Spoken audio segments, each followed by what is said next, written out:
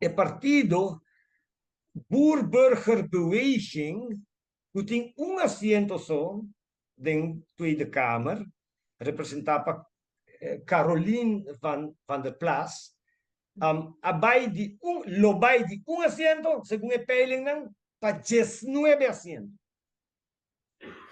Então, essa aqui está bizarro, duidelijk, a nível de província, acaba, o pueblo custa mostrar o governo central com etawak emovision de burna com etawak e importância do sector aqui para a Holanda. Agora, é outra parte assim importante da eleição de manhã, tá? Concorda, Holanda tem dois parlamentos, Tweede Kamer e Eerste Kamer. Tweede Kamer está worden elegido door die pueblo holandês.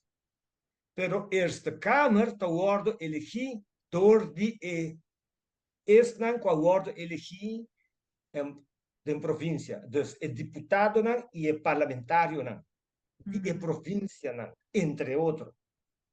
Também estão que vota para esta Câmara tá diferente colégio eleitoral arriba isla para representar entre outros holandeses que tá viva para fora de Holanda para assim que não também não tá vota direto por não tá vota para colégio que também é hora e vota que nenhum cidadão holandês tem stemrecht para kies parlamentário de Eerste Kamer.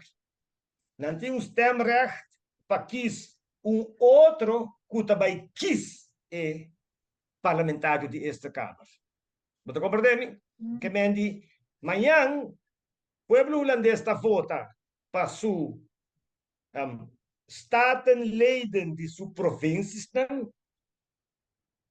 statenleden de província, na seu turno, está escolher ng mandatário, después que nós está assim na Aruba, cada mandatário está diputado, tempo que nós total tem autonomia, nós tem diputado, e cada diputado tem carteira. É que eu tenho que compreender que é sorto de co-governação.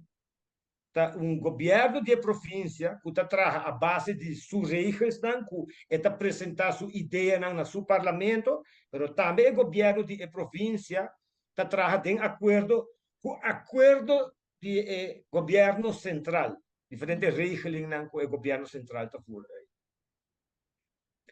Ora vou parar com o povo holandês a decidir amanhã em questão que o governo atual do gabinete Rutte está massacrando e burro na Holanda, está chega ao seu final.